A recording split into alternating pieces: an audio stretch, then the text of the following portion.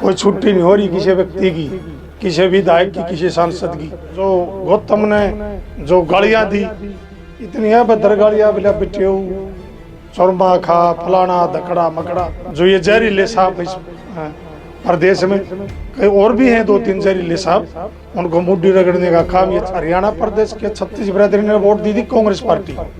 इन्होंने तो सरकार चुराई। गौतम के साथ जो आपने एक मुद्दा था राजनीतिक, उसको बनाया गया है, कहा जा रहा है ऐसा बीजेपी के लोगों के द्वारा, उसको कैसे देखते हैं? देखिए, कोई राजनीतिक मुद्दा नहीं है, कोई छुट्टी नहीं हो रही किसी व्यक्ति की, किसी विधायक की, किसी सांसद की, कि किसी भी जाति को, किसी भी वर्ग को अगर कोई अभद्र गालियाँ देगा तो उसका बख्शा नहीं जाएगा। और जिसका आपने एक जिक्र कराया, उसने तो हमारी कौम जो हरियाणा प्रदेश की सबसे मेहनती कौम है, सबसे शरीफ है, 36 बिरादरी को साथ लेके चलने की भगवान ने उनको ताकत आशीर्वाद दिया है, उस कौम के बारे में अभद्र गालियाँ दी गई।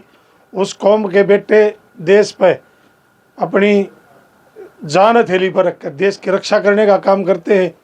हर एक किसान का बेटा, उस वर्ग का बेटा जो अपने ट्रैक्टर चला के खेत में बिजाई करके देश का पेट भरने का काम करता है, उस कौम को जो गौतम ने जो गालियाँ दी, इतनी अभद्र गालियाँ, बिला बिटेऊ, चौरमा खा, फलाना धकड़ा मकड़ा।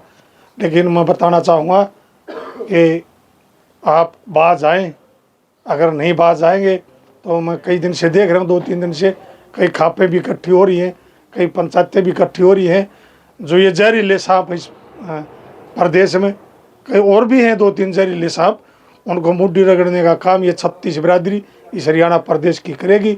और हरियाणा प्रदेश की जो कहावत है, बोला जी तो दूध दही का खाना, 36 बिरादरी का भाईचारा वो मेरा हरियाणा। ये प्रांत, ये प्रदेश 36 बिरादरी का एक मिसाल है। ये प्रदेश 36 बिरादरी के एक इतिहास है कि अगर कहीं 36 बिरादरी का भाईचारा तो हरियाणा प्रदेश है। इसके तोड़ने का काम ना करे, बीजेपी के लोग बाज आएँ। और बीजेपी के जो चाहे हरियाणा प्रदेश के मुख्यमंत्री, चाहे बीजेपी के प्रदेश अध्यक्ष हैं, उन्होंने सामने मीडिया के सामने आके इस बात का क्लियर करना चाहिए। अरे ये किसके इशारे पर गौतम या और दूसरे मंत्री हमारी इस कौम को गाली देने का काम करते हैं? अगर बीजेपी के मुख्यमंत्री हो, चाहे प्रदेश अध्यक्ष हो, और भी कोई नेता हो, अगर नहीं आगे ये बात बताई गई तो सब ने इस बात का पता भी है कि ये बीजेपी का षड्यंत्र है।